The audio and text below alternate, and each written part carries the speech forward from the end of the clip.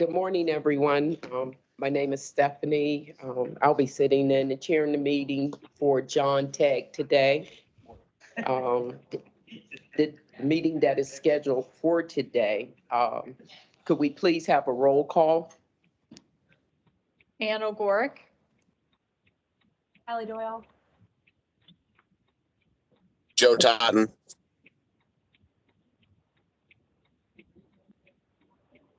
Michelle Smianik. Jeff Letwin. Is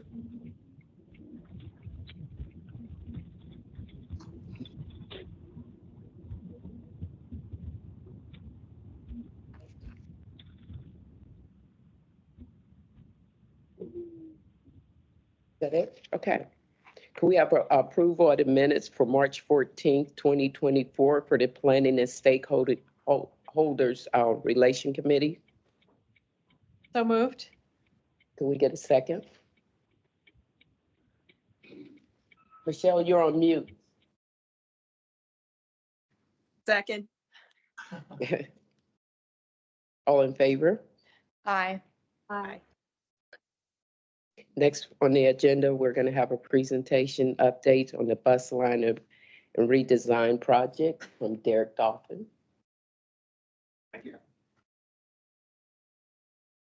Good morning, committee members. I'm Derek Dolphin. I'm the Director of Planning and Service Development here at PRT. I'm going to give you a brief update on our bus line redesign project, our network redesign. Yep, that's true. I have my own clicker now. Okay, so I'm briefly going to go over the project. We'll talk a bit about the first phase, so that ended in December, and what we learned from that, then what we're doing now, and then what comes next. So at a high level, bus line redesign is one of these unique opportunities to do a comprehensive study of our bus network. So we can look at improvements across multiple routes.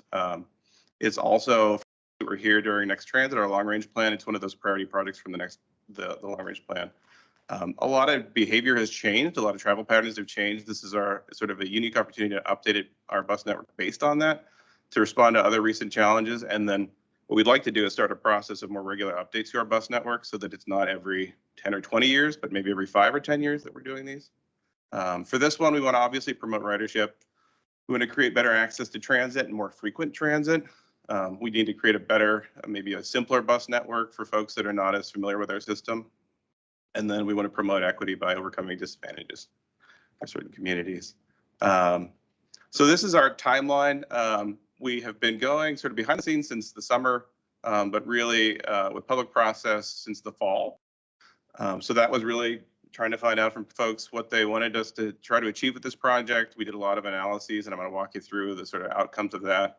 Right now, we're taking that and trying to develop some concepts for how we can improve service. And then we'll be evaluating those internally, and with the hope of getting something that we're comfortable with to present to the public in the fall. That will be a big push of public engagement, and I'll come back to this again at the end, to get a lot of feedback on that draft concept, and then to come back with an updated version of that, hopefully the final version of that next spring.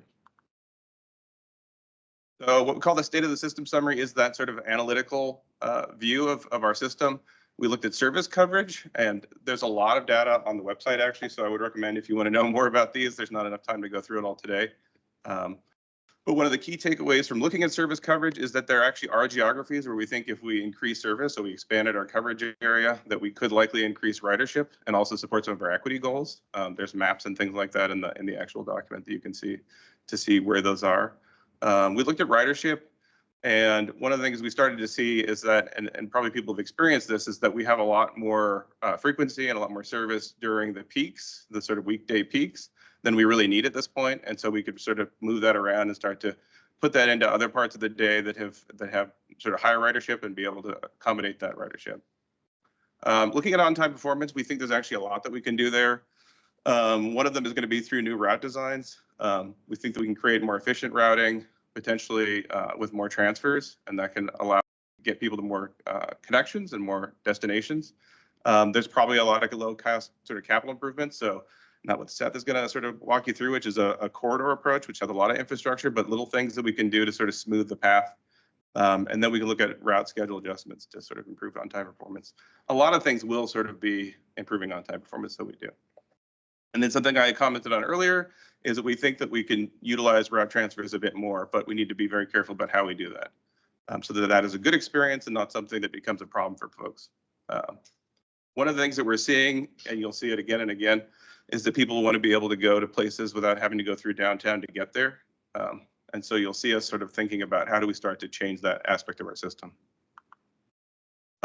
So that was kind of the data side. On the engagement side of things, we looked at a lot of previous planning studies that had their own engagement processes. We also did a lot of work with our operators to get their feedback on how we can improve the system. We have a backlog of 10 years of transit service requests that we can go through. We also have for this project steering and stakeholder committees that we've been working with since it started. And then you can see at the bottom some of the big numbers in terms of what we were able to achieve in that first phase of engagement, both through surveys, comments that pop up, so we didn't rely on surveys. And then we attended 90 public meetings and then held 2 of our own. So I'll spend more time on this operator feedback slide because I think it gets a lot of the high points of the engagement that we got through the rest of the project. The connection, so again, a big thing is people want more crosstown routes. Sometimes you'll see that from on the public side as more inter-neighborhood connections, but more connectivity that doesn't have to go through downtown. The operators were wondering if we could try to interline our east and west busways and to create more of a system there that connects through. Obviously, we've heard this many, many times, but more direct routes north to south. And then something we heard a lot is, can we be using our light rail and our busways better? Can we be bringing more people to those and then them use those and have a more efficient system that way? In terms of scheduling, we have, there's a perception that we have sort of unrealistic run times, and this is a part of the on-time performance issue.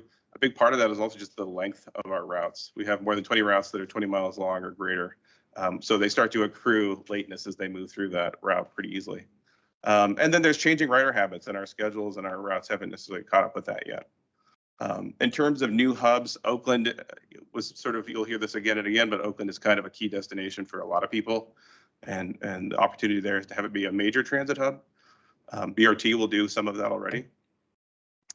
Increasing frequency, we heard that a lot from a lot of folks. It's a key goal in our project, but also thinking about express routes from our park and rides to destinations was something the operators brought up. We have a lot of school-age kids riding our buses, and so more buses during those periods to sort of respond to that demand. And then again, I mentioned the transfer, so I won't go through that again, and we'll talk a little bit more about it later. And then the last thing is just how can we work better with our regional peers, other transit agencies in the region, so that we can have sort of connected services. Again, the public feedback, and I won't spend as much time on this because it does sort of say a lot of the same things. Key destinations, the airport starts to show up there. That people want better service to the airport. On the variety of trips, we did in our survey ask people how they're using transit. We are seeing that it's changing. The different types of trips has sort of gone up. And so work is no longer the sort of predominant trip. It is the largest of the different types, but it is in balance with a lot of other types of trips, including shopping and recreation. Reliability is a big issue, obviously. So I don't want to undermine that. That is something that comes up a lot, and people sort of look at reliability and frequency sort of offsetting each other, but they feel that neither is really there today. Hold on just 1 second, Derek, please. Can I remind everyone to put their phones on mute, please? Thank you. Apologize. No problem. And then we did ask people kind of a common question for this kind of network study, which is about trade-offs. So if you had to walk longer to a more frequent route or a route that would get you to more places, would you do that? In general, people like a balance, but if they had to preference one over the other, they would like that longer walk to sort of better service. So that, again, that is super brief. There's lots of long documents online if you want to dig into those. What we're doing next right now is starting to look at how we can change the system and what are the ideas that respond to those sort of inputs from the public and from our own analyses. So again, we think we can rebalance our system hours, start to meet some of these needs. We do think there are areas where we can expand service and sort of capture unmet transit need. And again, there's an equity component of that too, because some of those areas are places that score highly on our equity index of mobility need. We could provide more frequent transit service, and particularly along areas that have sort of transit supportive density. So a lot of people living near to them with an easy walk. We think that we can either increase frequency or propose new crosstown services in a number of areas to get at that kind of common theme. from the feedback. And then one thing that we're looking at, in a number of different ways, but also through this project is how can we integrate on-demand services where the densities just don't support sort of our fixed route transit. And again, on-time performance is going to be, I think, sort of the beneficiary of all this work is how can we get our system to be more on time, more reliable, and more frequent. So budget has come up a lot in our meetings. One thing that we are going to do is sort of the core proposal. We want it to be cost neutral with what we do today and what we think we're able to hire today. But then we want to prepare for some potential changes. So we also want to know what it looks like if we had more funding, what would you get for more funding? What would be the service that we could add to the system? And then, the other side of that is we also need to be able to have sort of a backup plan should we get less funding. So those will both be part of the project. And then we're going to use some evaluation metrics to start to show people when we bring this out how this system improves upon the current system. And so this is just a overwhelming slide of metrics that that give you a sense for all the things we're going to be trying to optimize. And again, there's definitely trade-offs here. You can't get everything. So it's going to be trying to find that sweet spot and then work with the public to understand if they think it is the sweet spot. In terms of next steps, we've done many of this at this point. We had our steering committee meeting, our stakeholder advisor group meeting. We had our first meeting with all of the regional transit operators and are now doing scheduling one-on-ones with them. We had our elected officials briefing. We just had a public meeting on Tuesday to sort of update the public. We are going to do some stakeholder focus groups with sort of key stakeholder groups just to sort of augment what we learned in the first phase and to confirm some things. And then a lot of what we're doing now is moving into these technical advisory groups that are internal. So starting to work through the details. These are, in many cases, these are going to be routes that we don't drive today. So they have to be sort of figured out entirely. And that's technically very challenging. By the summer, we hope that we're getting through that. We're getting to a concept that we're comfortable with. And then again, in the fall, we want to bring that out to the public, do a big phase of engagement, give people a lot of time to work through that, understand what it means for them, what they like, what they don't like, and then bring that in, look at it again, and then come out next spring with the final proposal. That's it. That's the website at the bottom. Fantastic. Is there any questions from the committee? Questions from other board members? Good morning. This is Lori Mizgorski. I came in a few minutes after the meeting started, and I did have some more questions. You mentioned airport service. And so what are the specifics? Do we have any specifics with the new airport scheduled to be opening sometime in 2025 and flight attendance and people flying has increased back to pre-pandemic levels? I mean, what are the plans? Are there specifics also coming from the North Hills or the northern part of the county? Is that coming into the city and then getting on some kind of airport flyer? What are you envisioning, or do you have any, pre-planned kind of things? Thank you. It's probably a little bit premature to get to what we might propose. We're still a little early in the process for that. I would say that your comment about the North Hills is a common one, is that people want to be able to get to the airport from more places. And so that's what they were trying to figure out. How do we accomplish that and create routes that are viable, but also achieve that end? It's kind of a challenge with airport service because it doesn't operate like normal service, doesn't have sort of the normal sort of peaks and ridership over the day. But those are things that we're trying to take in and figure out how we can adjust, how we can accommodate that. And they may be areas where we are looking at, if we get more funding, we can offer some additional expanded service to the airport. Okay, thank you. Yep.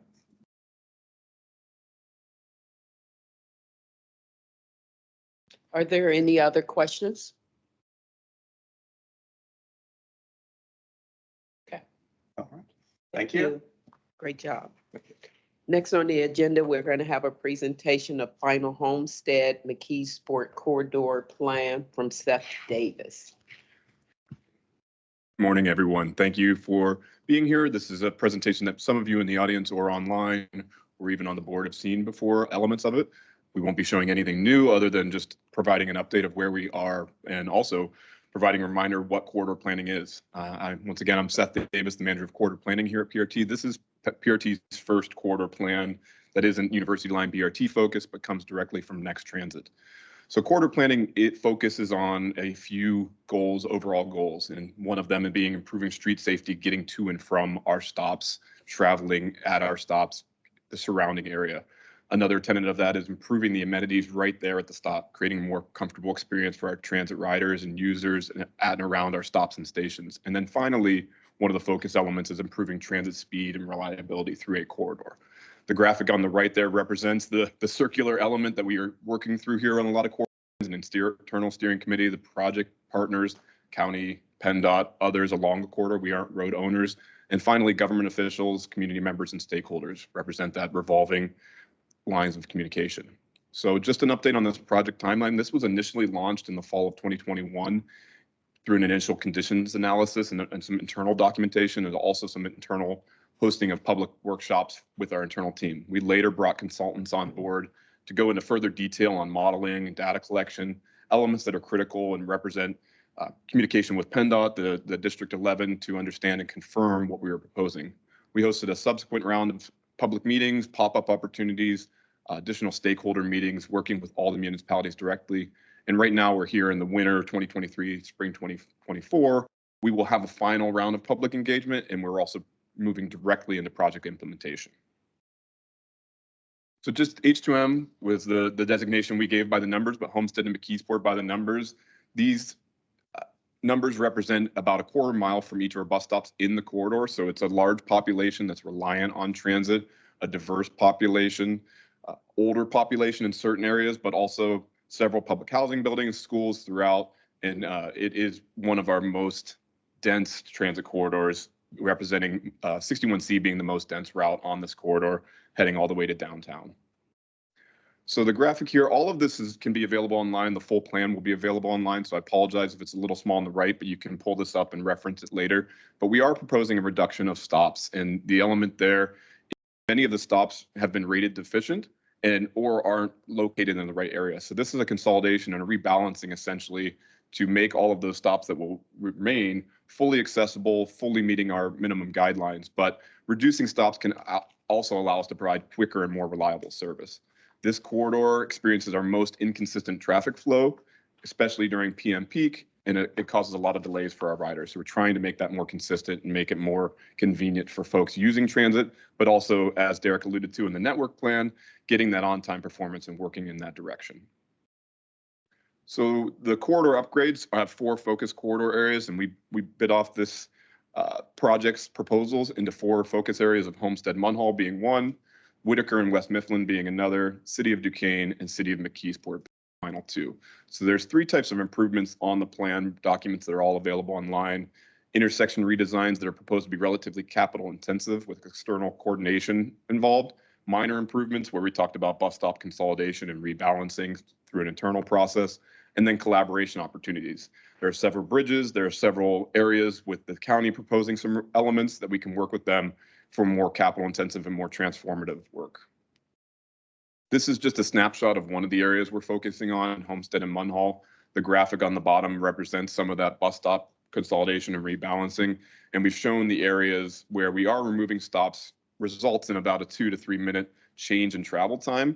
And we were very conservative with the estimate of speed, knowing that some folks are reliant on accessibility devices and other elements there. So we are cognizant of that, but we wanted to be cognizant of that with bringing transit amenities to some of these intersections. And the A and B icons off to the left represent future Brownsville Road and PRTX Squirrel Hill branch future connection. We'll work with the city of Pittsburgh and the county to consider how that ties into this full corridor, as well as the Homestead Graves Bridge. The county has a rehabilitation plan later in the future. There's some opportunities there to understand how the operations of that bridge work, to work for transit, work for the truck routes, work for all users, but to provide a better experience.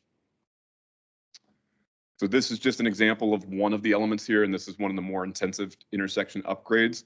This is 8th Avenue, Amity Street, right in Homestead, where there is a lot of turning movements. There's some congestion related to rail, there's congestion related to the bridge, but we're using signal timing, updates, and signal infrastructure improvements. The dashed red on this graphic represent Q-jump lanes. This would be a first iteration beyond University line of these types of elements where our buses are able to get out of the general traffic, serve the stops, and then move along through a dedicated traffic signal to get ahead of traffic, get around traffic, and make their movements separate from the general traffic. Also creating wider sidewalks, larger shelters as well. This is another intensive one for those that may not be familiar. This is 8th Avenue at Library Place. Just to the bottom of this graphic, you head to the Carnegie Library at Homestead, the Music Hall. Towards the north is William Marks Drive, but this is a large intersection that involves slip lanes and other elements that really take up a lot of space but don't allow comfort users. The existing bus stop in the inbound or towards Homestead direction would be off the screen here, and our riders can't access it because of the infrastructure. So this is right sizing the intersection. It was built for a different time and place, shortening crossing distances and also providing an opportunity for landscaping, stormwater opportunities, other elements here, but really changing, transforming this intersection to be more appropriate for the people using it and also safer for our transit users and better for our buses. So what's next? Currently, we have a couple grants that we brought online prior to this project, and as it's gone on from a couple different avenues. The Transit Alternative Set Aside Program has just under $1 million, and we have an SPC Smart Grant just over $400,000. That's not going to pay for this entire corridor, so we're continuing to work towards that implementation, and that's on these slides. I know this is hard to read, but we have initial conceptual costs around adding up to just 3.7 million in Homestead through several intersections. We have greater level intersections. These are all available online, and the link is here, and we can provide the link elsewhere. Just over 3 million in Munn Hall, significant intersection changes. Just in this, and we have one intersection proposal in the West Mifflin area is right on the edge of Duquesne. This is right at Kennywood, where there's some more significant changes to how our routes operate around Kennywood. We've been in communication with Kennywood and West Mifflin to reconsider this intersection, and that's also available online. But for initial cost around 1.1 million there. Just under 1 million in Duquesne, focused on Second Street and Grant. There were some opportunities to reflect how we use our routes through Duquesne. And finally, one proposal in McKeesport, but this is a significant one where it's sort of the last stop in the 61C in the inbound direction. So there's some more advanced signal changes. And when we talked about those collaboration opportunities, a lot to work with our partners to reimagine or think about how Lyle Boulevard works, but we can't take that on ourselves as a transit agency. So SPC has a ped and bike audit coming later this spring, and we're going to work directly with their team to understand what the opportunities are there in McKeesport and around our McKeesport Transportation Center. So in the next few months, we're going to continue to update our partners at PennDOT and Allegheny County. They have much of the data and considerations we've done in this corridor plan. So this is the sort of the final update of the board, but we're finalizing, tying things up, dotting the I's and T's. Most directly, we're pursuing the balance of the funding for construction through the Safe Streets and Roads for All program. We're going to provide a final summary public briefing to confirm where we are, make sure we've checked all the boxes with them, and then can start to convene what we're calling corridor improvement team meetings to really move towards implementation and construction of this corridor in the intersections. Oh, I thought I had a final slide, but I can go back and happy to answer any questions. Is there any questions from the committee members? Any questions for the board members?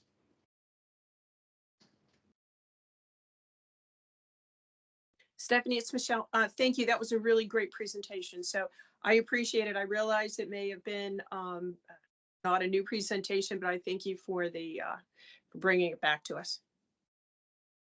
Thank you so much. Appreciate the support of the board and everyone else. Thank you. Okay.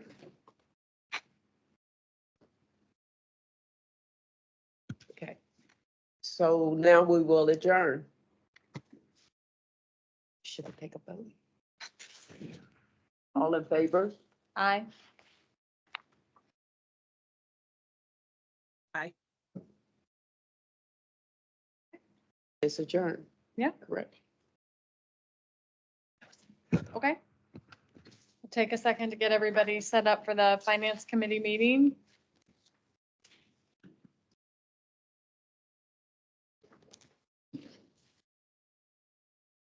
Okay, I'll call to order the Finance Committee meeting for April 18th, 2024.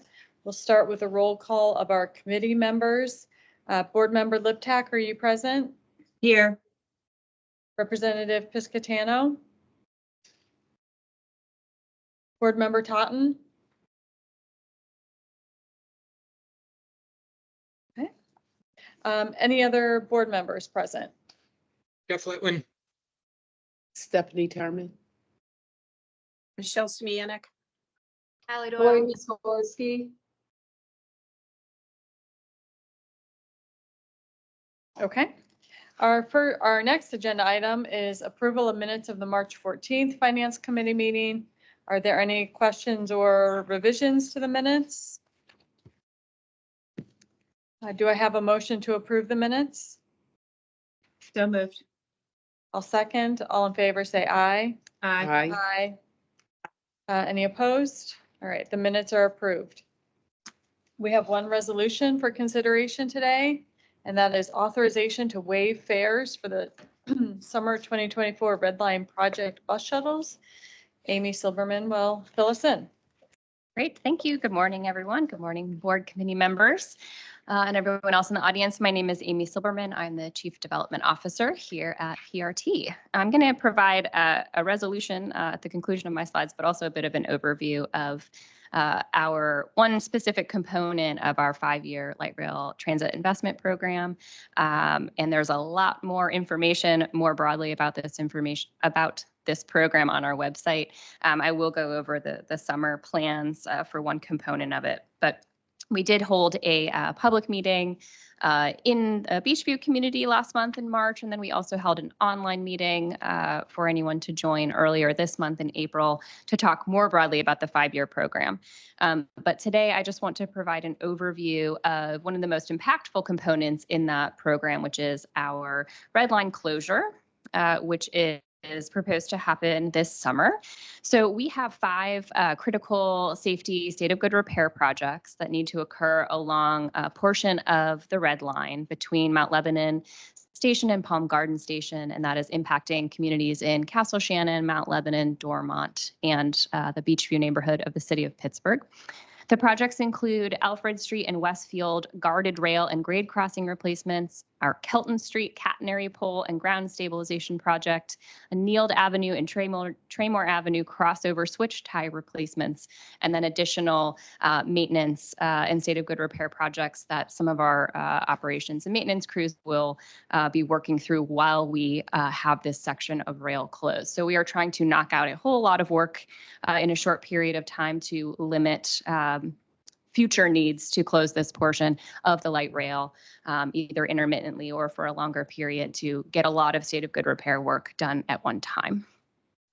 So this work is expected to take 11 weeks and to begin on Sunday, June 16th and last through the end of August through Saturday, August 31st.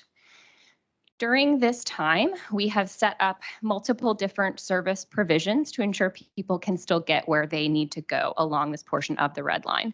So the red line trips themselves will actually, starting on June 16th, be called blue line trips and will operate over our blue line. So that is our tracks that are further east that head through portions east of the city of Pittsburgh through some of our other neighborhoods. And so the trips will still be there, but they will be called blue trips. So we will have more than double the normal number of blue trips for red line riders who might ride south of the area of the closure. The area of the closure starts at Overbrook Junction and will run through Palm Garden stations. In that area, we have 3 different shuttle routes proposed. The first is a light rail shuttle. That light rail shuttle will just run back and forth all day between Overbrook Junction and Dormont Junction stations. And so folks would transfer at either of those points if they need to go further. At Overbrook Junction and Willow Station are a short walk from each other. They're connected by a little parklet and sidewalk. So folks can transfer at that point over to Willow Station and then ride the blue or silver lines from there into town. At the other end, folks could transfer to one of 2 bus shuttles that will be running during this time as well. So the first bus shuttle will be called the 37 Castle Shannon. That is going to start at the Castle Shannon Park and Ride and it will generally follow the street alignment as close as possible to the tracks through these portions of Mount Lebanon and Dormont communities, and then will head through our Mount Washington Transit Tunnel and terminate at Station Square Station, which is just across the Mon River from downtown Pittsburgh.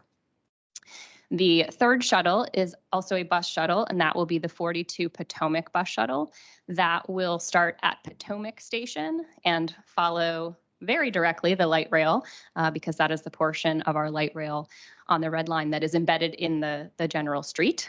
So it will follow the light rail tracks through, starting there in Dormont and through the neighborhood of Beachview, before also connecting with our South Hills Junction and Mount Washington Transit tunnels and heading into Station Square Station, where it will terminate. The 37 Castle Shannon bus shuttle, I apologize, I should have mentioned this before, will run about every 30 minutes, 7 days a week. And then the 42 Potomac bus shuttle will run every 20 minutes during rush hour. So that's 3 hours in the morning and 3 hours in the evening. And then the other times of day, it will operate every 30 minutes. And on the weekends, it will operate every 30 minutes. So folks have different options to get around during this portion of time that the red line will be closed. However, there will be places where riders may need to transfer to an additional route to get to their final destination. So as a result of those transfers, I have a resolution for you all today, and that's an authorization to waive fares for our 3 shuttles. It says bus shuttles in the title, but it's actually for the 2 bus shuttles and the rail shuttle. So during these dates of approximately July 16th through August 31st, 2024, riders may be required to transfer to reach their final destinations after using those 2 bus shuttles and the rail shuttle. Due to the unique nature of this project and the inconvenience that will cause to our patrons, and to ensure that our cash-using patrons are not required to pay their fare twice, we are recommending as a staff that we waive the collection of fares on the 2 bus shuttle routes, the 37 Castle Shannon and the 42 Potomac, and the Red Line Short rail shuttle during the completion of this state of good repair project. Normal fares would still be collected at any of those transfer points. So if riders are transferring at Willow Station or at Station Square Station or anywhere else along the system, their collection would be typical. It's just that on those 3 routes, we would propose that operators not collect fares and patrons not pay their fare. So subject to any questions that committee members may have, I would respectfully request that the Finance Committee recommend this resolution for consideration by the full board. Do I have any questions of committee members? Yes, and I do have a question, if I may. Thank you very much for the presentation, Amy. But that was very good and thoughtful. Regarding the free fares, which I think is the right thing to do, how are we going to maintain a count of what those fares are? Just so we have an understanding as these projects continue in the future, we may have to do programs again like this. So I just wanted to know, how do we capture the number of people that are using this alternative system for the period of time, so that we can understand I am always worried about cost, but I just want to understand how this is impacting us overall. Because I mean, we are fiduciaries of the system, but I do think it's a great program and I plan to support it. It's a fantastic question. So it has an easy answer for the 2 bus shuttles. The light rail shuttle answer may be a little bit more complicated. On the buses, we have automatic passenger counters. These 2 bus shuttles will be built into our typical scheduling and picking process. So they will show up in schedules just like any sort of full-time permanent bus route would. And so the automatic passenger counters on the buses are not tied to the fare boxes. They're a little laser system at all of the doors to the buses. So we will get those passenger count details off of both of those bus shuttles. So we will plan to make sure that we keep the board informed with what the ridership is on those 2 bus shuttles from this time period. Light rail, we will probably have to get back to you on the answer for light rail. I'm sure we can come up with a plan for the fare boxes and the operators for the little light rail shuttle that runs back and forth, but it would have to be a fare box solution at this point, because we're still working on our automatic passenger counters are still in progress of being installed on the light rail system. And I don't think we will have those up and running by June. So, but great question. We'll make sure that we're accounting for that ridership on all 3 shuttles. Thank you, Amy. I appreciate that, as I assume that we have to keep track anyway, as you know, our revenues are reportable to, it seems, everyone. So we want to make sure that we have an accurate understanding. Understanding though that those counts may not be super precise, but it's going to be good enough to give us an understanding, because people step on, step off. So there may be a little bit of duplication, but I really do appreciate your answer. I think it's a good plan. Thank you. And that's all I have, Ms. Chairwoman. Amy, are these route schedules, are they online already now? Can I go and see them? They are not online yet. They will be online by this time next month. So at the May committee meetings, we will present all of the final changes for the June schedule changes, and these are part of the June schedule changes, as all 3 of these shuttles will be built into the PIC. Yes, so we will have the timetables will be updated and everything else prior to our May committee meeting. Okay. Any other questions from board members? Yes, Amy and Madam Chair, I have 2 questions. The first one would be, can we kind of guesstimate the additional time that we can let our riders know? I know that you've given us the timing of the shuttles, but for the average rider, how much additional time should they plan for this? Yep, that's a great question. In general, if we have a sort of perfect transfer, and any rider we would expect to need to transfer unless they are just going one stop along the red line. So because we don't have automatic passenger counters on the light rail, it's a little bit trickier for us to see exactly where everyone is going and when. Generally, if you have a transfer and that transfer works out perfectly, we estimate a time delay of 5 minutes just to get off one transit vehicle and get on another transit vehicle. So I would say broadly about 5 minutes. Depending on where you are along the red line, it may be a little bit longer. For example, if I just go back to the map here, riders who may choose to use the rail shuttle in the Castle Shannon and Mount Lebanon neighborhoods are sort of riding backwards a couple of stops before they then ride forwards into downtown. So they may choose to do that rather than ride the direct bus shuttle. And so that may add an additional 5 minutes. I think when we looked at it station by station, and we do have that information that we can make sure is on our website as well. But station by station, we're not, assuming that anyone would have more than a 10-minute additional travel time to get where they are going. That, of course, is dependent on, if everything's running on schedule and on time, and depends on your own personal schedule with when those bus schedules are coming, because, for example, the one bus schedule at peak is only coming every 30 minutes. Right now, the red line comes every 15 minutes. So it's dependent on the person, but broadly speaking, we expect, maybe 5 to 10 minutes on average. Okay, great. And my second question is, you had mentioned that the drivers, that they will have an opportunity to pick some of these routes. Is that true? Okay. That is correct. Yep. How many drivers do we need in addition to what we would have that morning? Yep. I believe on weekdays, it is 16 additional operators from our current February schedules, which are running today and through until June 15th. I believe this is 16 additional bodies. So we are working with operations and HR on the operator hiring plan and bringing in those larger class sizes, of course, generally to address our operator shortage, but will also be really crucial for the work going on this summer, because we will need those additional bodies to do this work. All right. Thank you, Amy. Thank you, Madam Chair. And my question is along the lines of Michelle's. As far as drivers, it's great to hear. Yeah. But overflow, because typically isn't July through August, school break, all the kids are out of school, and a lot is going on during the summer. So far as the overflow, have we thought about how to handle that?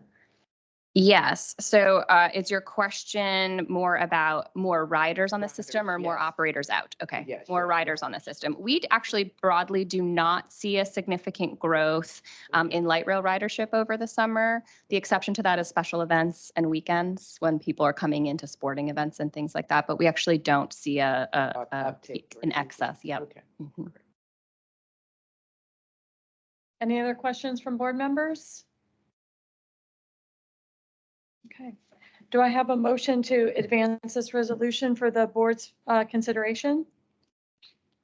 So moved. Second, all in favor, say aye. Aye. Aye. Aye. Any opposed? Okay, motion carries. Thank you. Thank you. All right, our next agenda item is the preliminary FY 2025 operating and capital budgets. Good morning. Dominica, sorry. That's fine. Good morning, Madam Chair and other board members. My name is Dominica Brown, and I am the Chief Financial Officer here at PRT. So this is an overview of the preliminary operating and capital budgets for fiscal year 2025. The 2025 budget will support our work so that PRT may continue to serve this community. Historically, it isn't the first time our transit footprint has changed as the world around us changes, and it won't be the last. This year's budget will help us aggressively adapt to the current changes in our environment while we remain focused on where PRT can best serve the people, employers, and businesses of Allegheny County. And just another mention that, again, these are preliminary numbers, so next month when we come back with the final, there will be some changes. Another mention that this budget report presentation is also the same one that was given to the board during the budget workshop last month. So a few of the slides have February information on, but I'll point out what those are. Overview of both the operating and capital budgets. The operating budget we have now at $536,828,738 for revenues and the subsidies and expenses. That is about a 0.27% increase from last year. One of the main reasons for such a slight increase is that our pension contributions are budgeted for this year at a lower amount, but it will resume in fiscal year 2026. For our capital budget, we're looking at a 4.4% decrease and $175,121,470. And that decrease is because as we're planning for the future, we're considering bus purchases in later years. So we're able to squirrel away some federal dollars for those purchases in later years.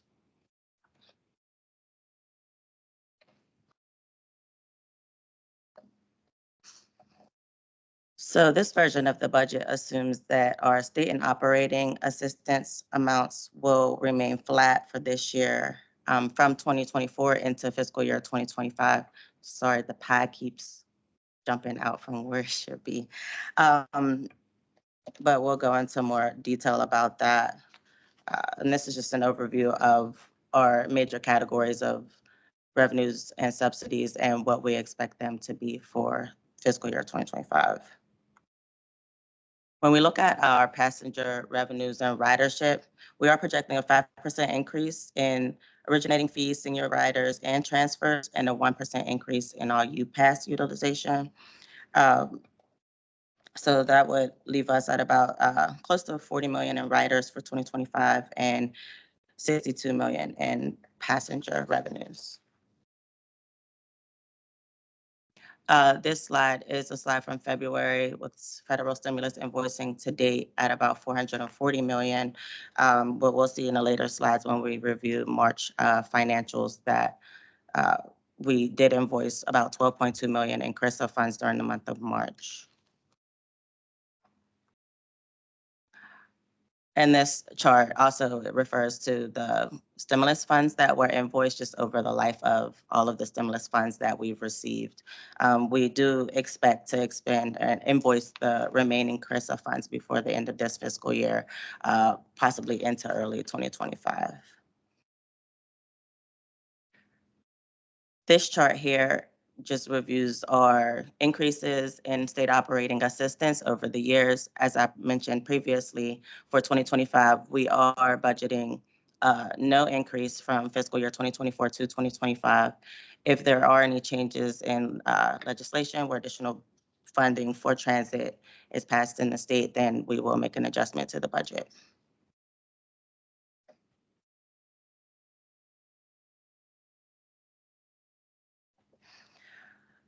This pie mirrors the revenue pie with our gross expenses for the operating budget at about $537 million total.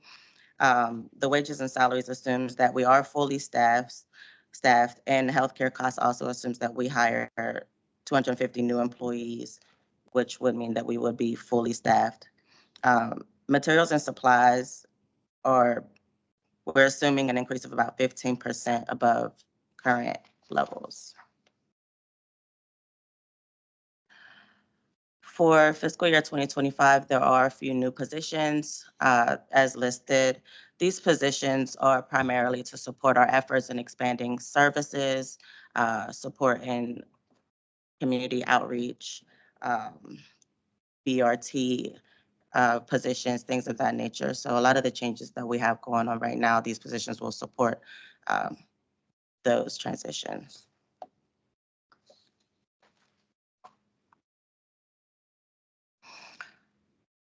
So there are several assumptions that we made for the budget for 2025. And these are the major ones that we wanted to point out. We don't know exactly what our represented employee wage increases will be, given that the police negotiations are occurring right now. So we have to make an assumption about that. Also, there are merit and performance pools for increases in salaries. That's budgeted at a 3% and a 1% with a total of 4% increase. We are considering sick and vacation day programs, being that this would be the first year for these programs. We had to make estimates on what we expect that cost to be. Also, programs for ATU and transit police perfect attendance. We also don't know exactly what that would be, so we had to use historical information to make some projections there. Lastly, our employee referral program, one of the programs that we're initiating in order to get the vacant positions filled. We've budgeted at the high end for that, but after this year, we'll have a better idea of what that could look like moving forward.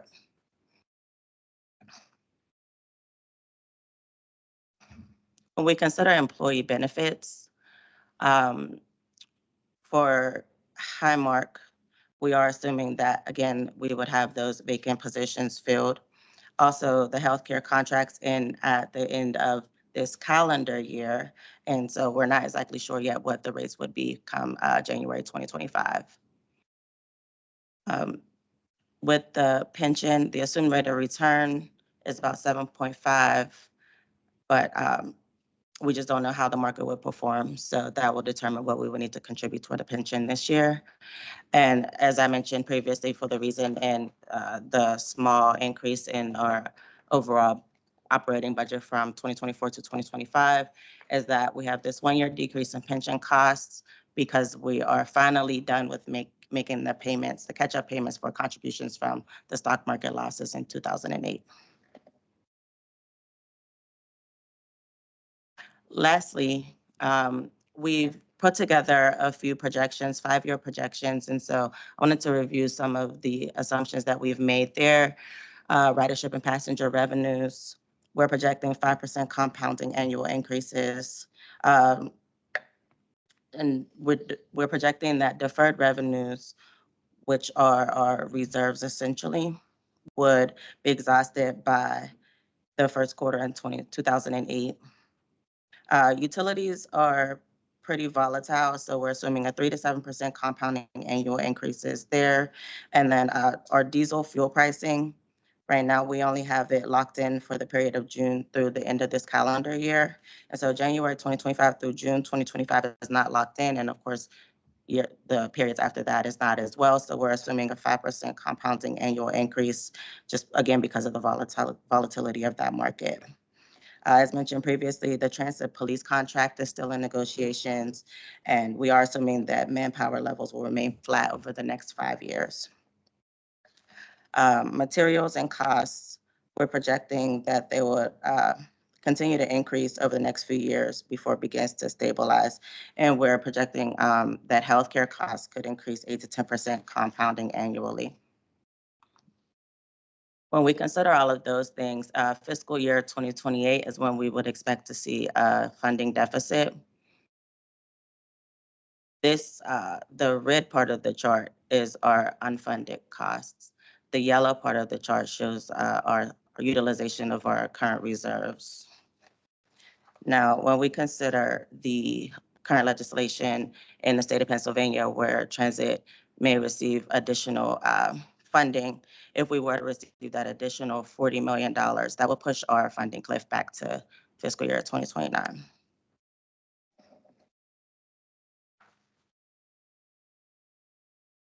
Are there any questions before we get into the capital budget? Ms. Any Chair, questions from- I did have a question, if that's okay. Yep. And I understand, so budgets are best guesses at a specific period of time. There's nothing locking anyone into anything. I understand that. Unfortunately, more than I'd like. However, I was wondering with regarding the funding formulas in the state and the expiration as such, how do we anticipate preparing to bring forth information to our legislative partners and the governor's office about what our operational needs are? We've been down this road before many times at the Port Authority where we seem to need to operate. We have a system that we want to support and expand, but on the operational side, our revenues just don't seem to meet our needs. Are we beginning that planning process? And I'm not asking for specifics, I'm just asking if we're beginning that planning process because 2029 is coming pretty fast, even though it's 5 years away. For those of us who are in this world, we know that's pretty fast when it comes to revenue. So I just wanted to know if that process has begun.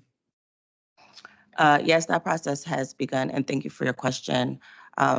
Catherine and our government affairs team have been actively engaged in conversations in Harrisburg with other elected officials regarding our current funding situation, the reasons behind that, the fact that we have such a legacy system and the updates that need to be done, how we are different from other transit agencies. And I think that the conversations have been going well.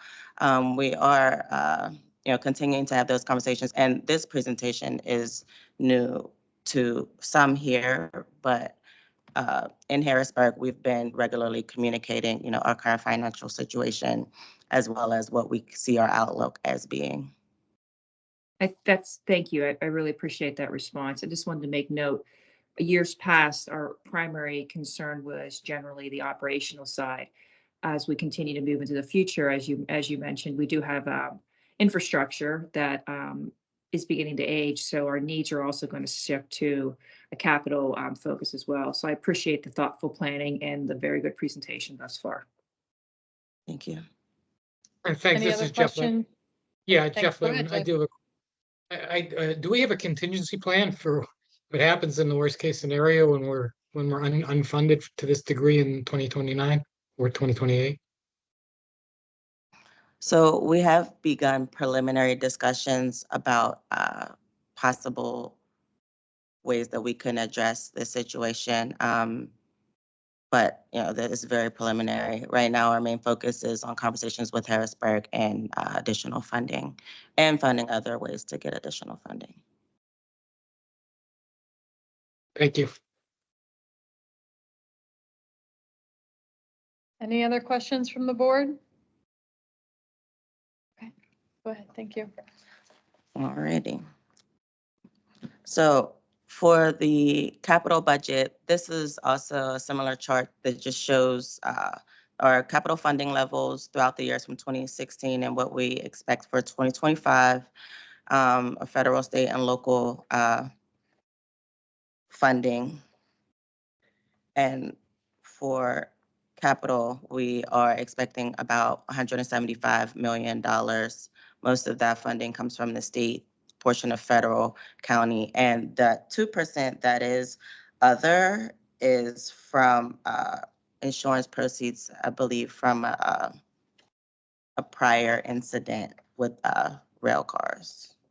Correct. It was an LRB electrical fire, and this was reimbursement under our property insurance for the car damage. Did everyone hear that? Mhm. Okay. No? Oh, so he said it was a reimbursement for an electrical car fire. So it was reimbursement from property insurance. Right. Okay.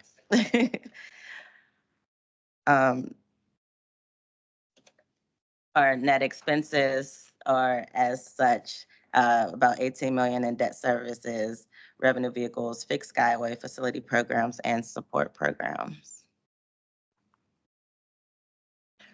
This is a bit more detail on the more specific capital improvements that we have planned for 2025. We have, as I mentioned, the debt service, revenue vehicle improvements, bridge and tunnel improvements, bus and rail fixed skyway improvements, bus and rail PNR improvements, non-revenue vehicles and shop equipment and information technology and transit enhancements. We are also considering ways to fund future capital projects, one of which is non-taxable bond financing, taxable bond financing, and then also taking advantage of Transportation Infrastructure Finance and Innovation Act funding, which is TIFIA, would be a TIFIA loan. We have been in conversations with our financial consultant who is helping us model options and also potential paths that we can take moving forward.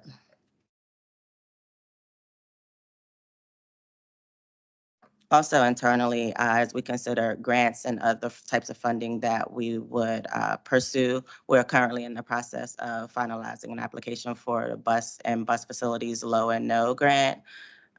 Also, we did apply for a rail car replacement grant, and that we were not awarded this year. However, there's a 2026 round, and so we're hopeful that we can be successful in that round. We will also continue to partner with local organizations and elected leaders to pursue discretionary funding grants and explore local funding solutions. And that is the end of the capital portion of the budget. Are there any questions? Any questions from committee members?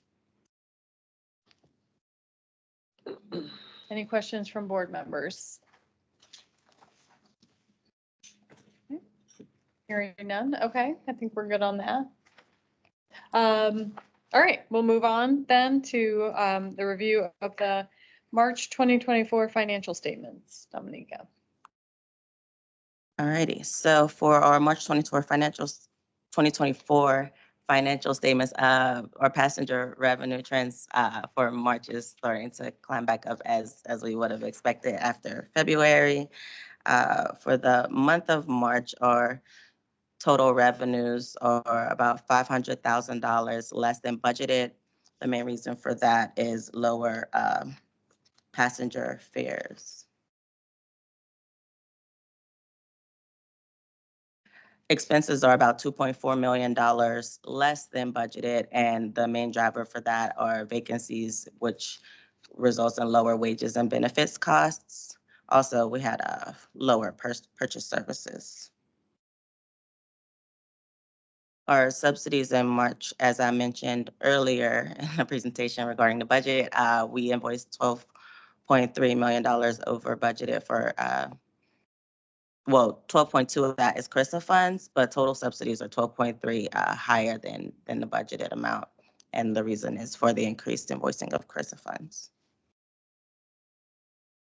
For our revenues for March year to date, we're about $100,000 above the budgeted amount. The main reason for that is increased interest income, and so that's really helped us stay closer to our total revenue budgeted amount, although fares have not performed as we expected.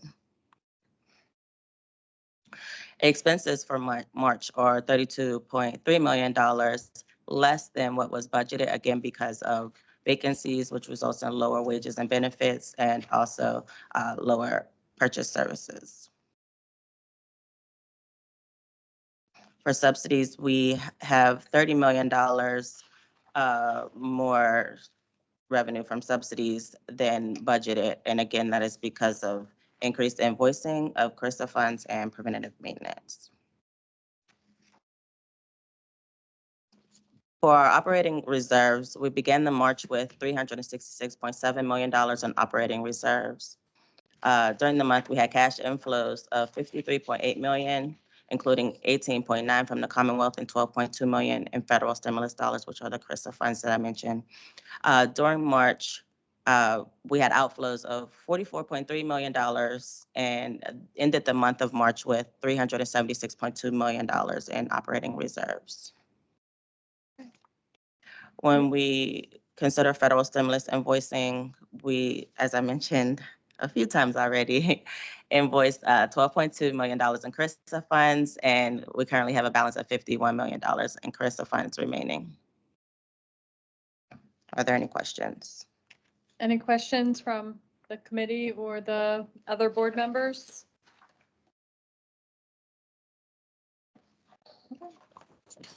Hearing none, that was our final agenda item. So do I have a motion to adjourn? So moved. Second? We stand adjourned until May. Thank you. Thank you.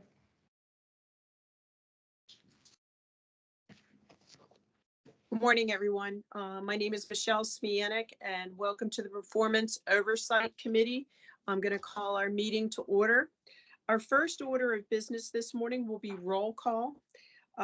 Committee member Louis Migorski, are you here? Yes, I'm here. Thank you. Representative Nick Piscatano, are you here?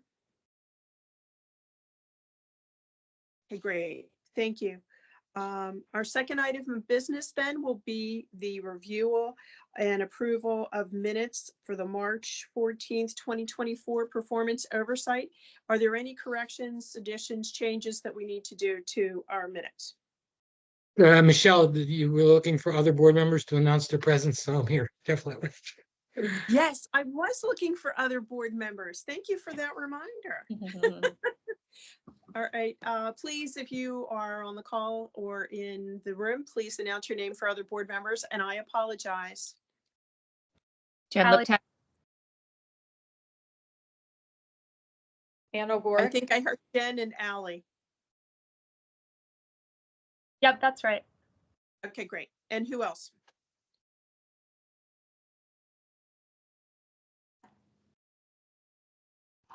Okay, great. Thank you for announcing and for correcting me on that, Chairman Letwin. So moving on then with approval of our minutes, having no other corrections, could I please have a motion to approve our minutes, please? So moved. Second. Thank you. Please, everyone say aye. Aye. Aye. Any opposed? Motion carries. Very good. Moving forward to item 3 with our proposed resolutions. Our first item is awarding of bids, and I believe we have Keisha Brown this morning. Good morning, Madam Chair and other honorable members of the committee and the board. You are correct. We have 3 items. 2 of our first items are invitations to bid and recommendations for award. And the last item will be a request for a piggyback for a cooperative contract on the state schedule. The first item is solicitation B24-02-14A. It was publicly advertised on e-business, and the documents were distributed to 230 suppliers. 3 of the suppliers accepted the invitation, and we received 3 bids. We received bids to furnish and deliver suspension replacement parts utilized by PRT bus maintenance department in the maintenance of its fleet over a 2-year period. With no renewal options available, the solicitation was issued as a line item award. There were 13 line items. The recommendation is a multi-award contract be awarded to the lowest responsive and responsible bidders.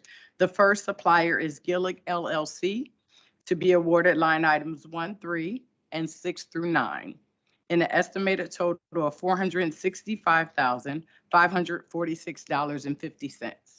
The second awardee, Muncie Reclamation and Supply, line item 2 in an estimated total of $175,000. I'm sorry, that's $1,753. The third supplier is the Aftermath Part Company, line items 4, 5, and 10 through 13, and the estimated total of $480,920. The price represents a 1% increase over the previous contract price 2 years ago, and staff have determined the pricing to be fair and reasonable and consistent with the funds budgeted.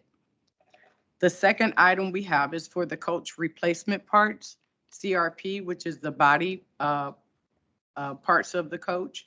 Solicitation B24-02-15A was publicly advertised in e-business, and distribution of 209 suppliers were notified. 3 suppliers accepted the invitation, and 3 bids were received to furnish and deliver replacement parts utilized by PRT's bus maintenance department in the maintenance of its bus fleet over a 2-year period with no renewal options available. The solicitation was issued as a line item award, and there were 13 line items. The sole bidder for line item 13 was unable to meet the requirements of the solicitation 5.0 delivery. They were unable to deliver the described item, line item 13, within 30 days from the receipt of purchase order. So therefore, that supplier was found non-responsive to receive the award of line item 13. Procurement do intend to rebid this item after reviewing the supply chain and the market to determine if revisions to the delivery time needs to be reconsidered in the best interest of PRT and its critical operations.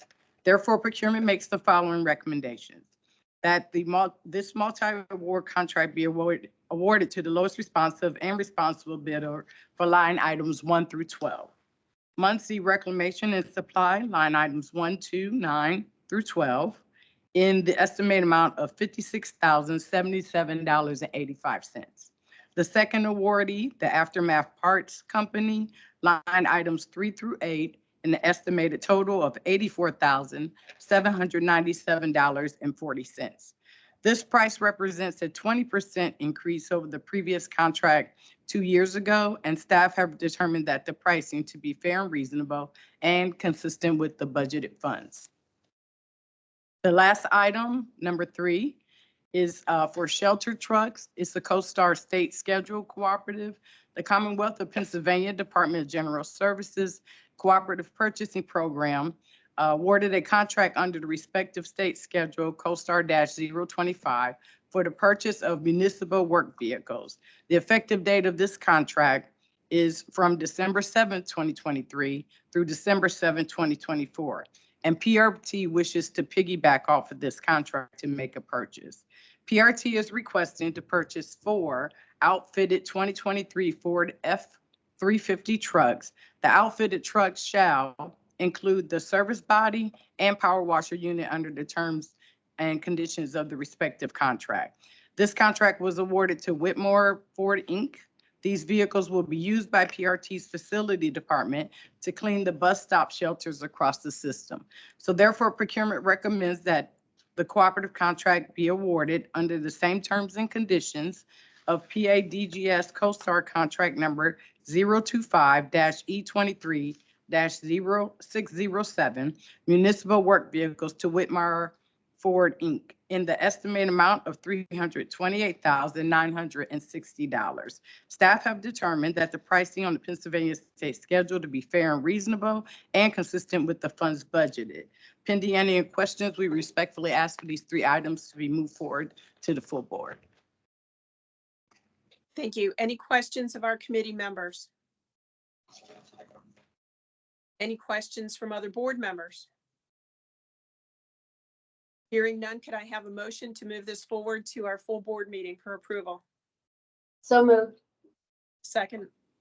All in favor, please say aye. Aye. Any opposed?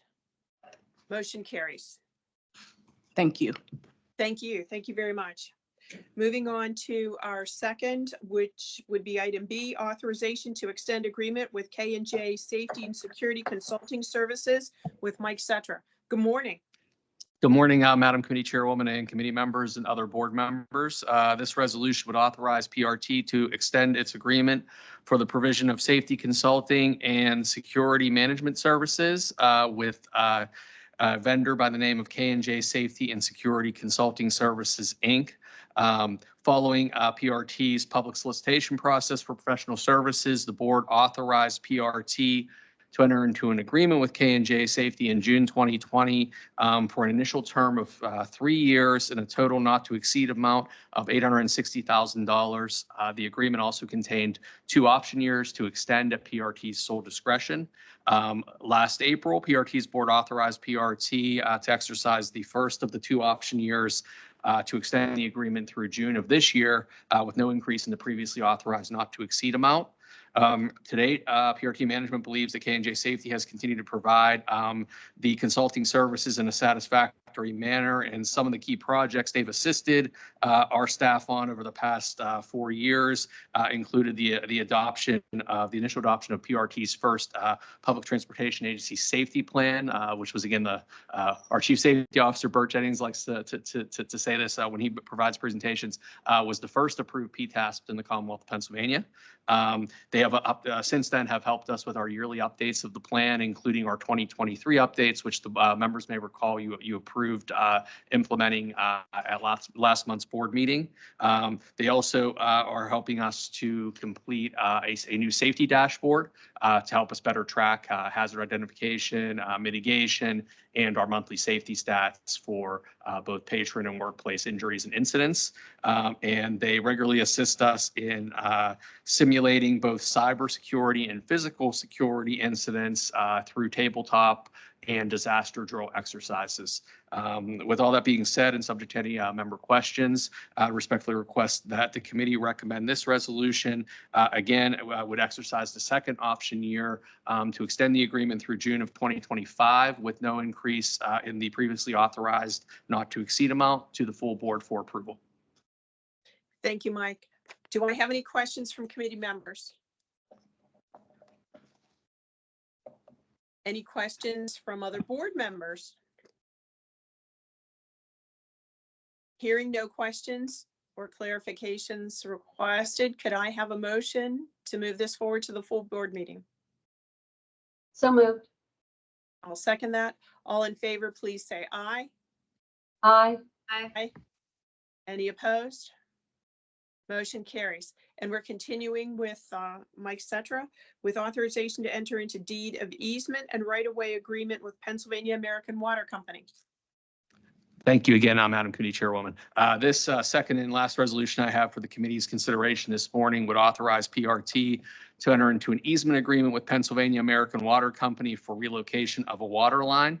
As part of our public transportation system, PRT owns elevated light rail tracks near the intersection of Edgewood Avenue and Reflectorville Road in the 18th Ward of the city of Pittsburgh. Pennsylvania American Water Company, or PAWC, owns and operates a water transmission line that runs perpendicular to and beneath PRT's elevated track in this area. And they operate that and maintain that line via an easement agreement previously granted by PRT to PAWC in 1985.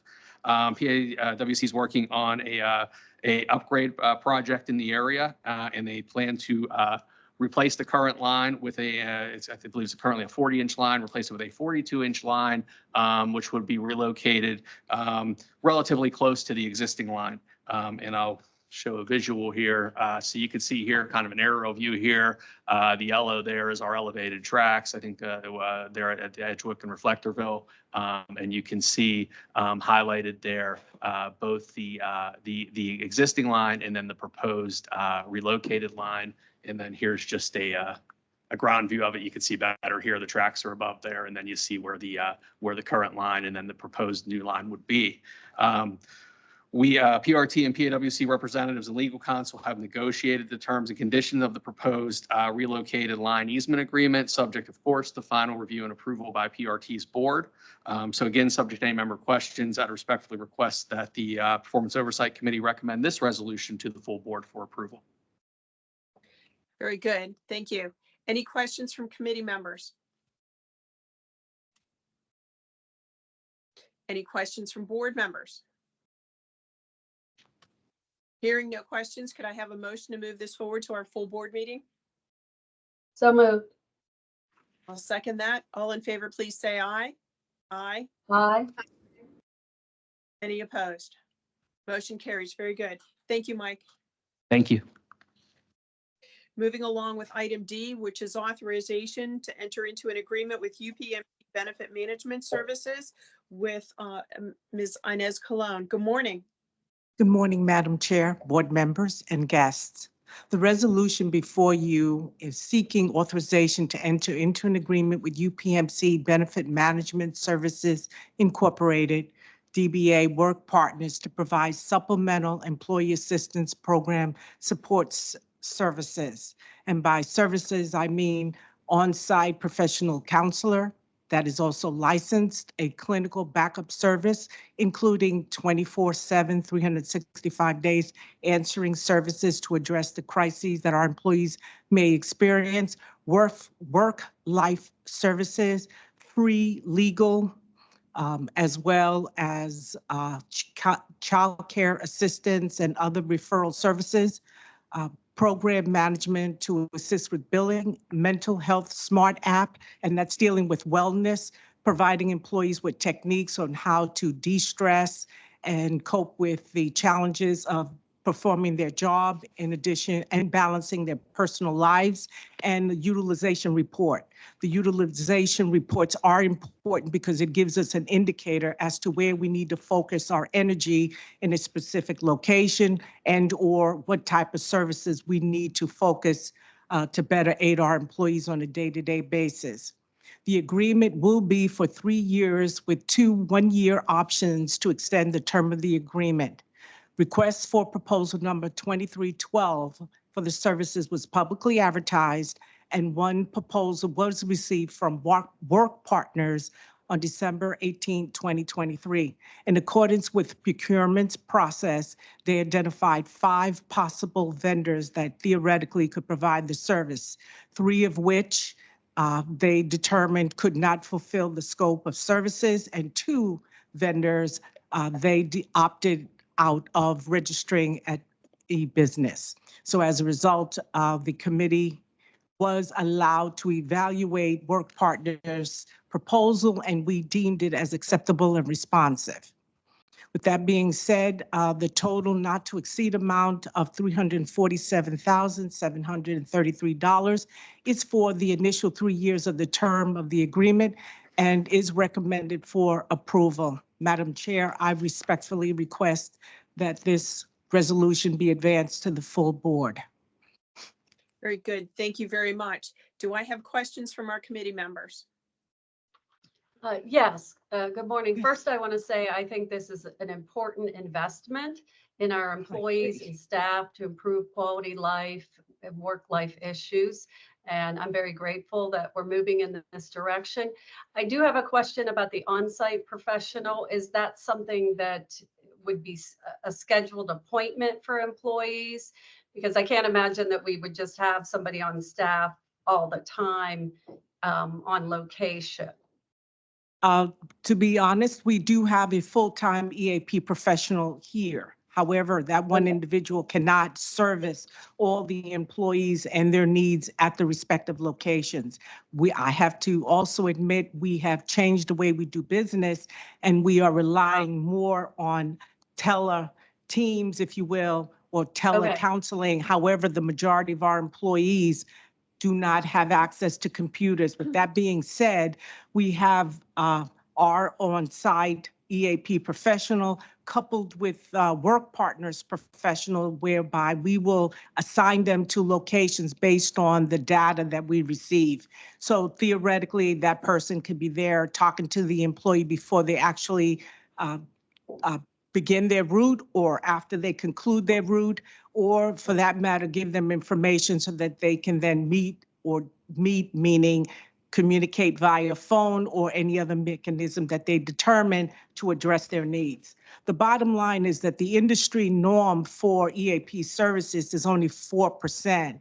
And in light of the data that we have been receiving from the FTA and other sources, there's been an increase of inappropriate or truculent behavior from our passengers, and many of the transit properties that have been surveyed have indicated through the National Academy's press and the FTA, about 81% reported, that is transit properties, that our operators are experiencing in lives. They need assistance so that they can utilize not only the training that they're receiving from operations de-escalation, but they also need additional support, which having more than one EAP person available can help us expand our arms to better able them to assist and cope with our passengers that may not behave as well as they should. So the answer, it's a long answer, but the bottom line is we have one full-time, and we have identified that we need to have more support for our operators, so we have work partners assisting us. Well, we do have staff that are public facing and have to deal with a lot of stressful and uncertain situations.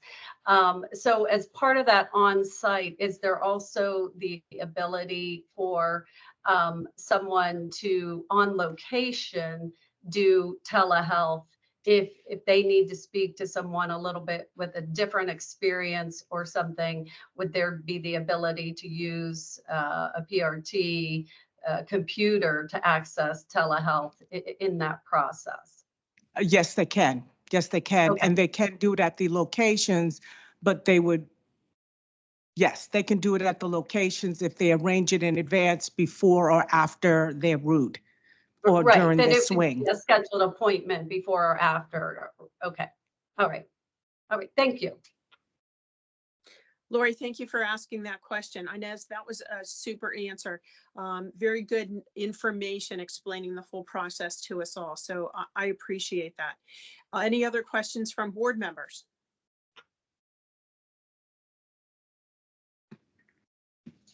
Hearing no questions, could I have a motion to move this forward for approval to our full board? So moved. I'll second that. All in favor, please say aye. Aye. Aye. And Any thank you opposed? very much. Motion carries. Thank you very much. I appreciate everything that you do, Inez. That was a super explanation. That you. brings us to the end of our agenda this morning. And so I would ask for a motion to conclude our meeting for adjournment. So moved. Thank you very much. Meeting adjourned. And we're moving forward to, I believe we have a technology meeting next. Thank you, everyone. Correct. I will let everyone get their packets together.